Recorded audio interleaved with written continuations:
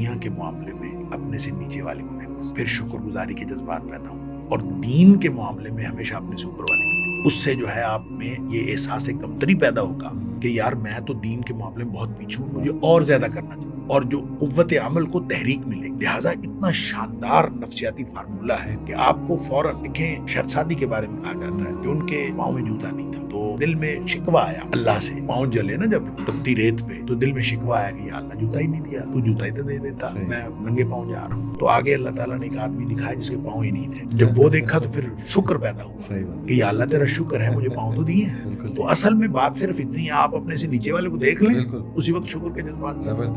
تو دین کے معاملے میں ہمیشہ اپنے سے اوپر والے کو دیکھو، دنیا کے معاملے میں ہمیشہ اپنے سے نیچے والے۔ جب آپ کو یہ ہو کہ مجھے گاڑی اچھی نہیں دی، تو وہ بھی دیکھ لیں جن کے پاس گاڑیاں ہیں نہیں، وہ بھی دیکھ لیں جن کے پاس موٹر سائیکل بھی نہیں، تو فوراً آپ کو اچھے جذبات پیدا ہوں گے، اچھے خیالات پیدا ہوں گے، اور شکر کے جذبات پیدا ہوں گے۔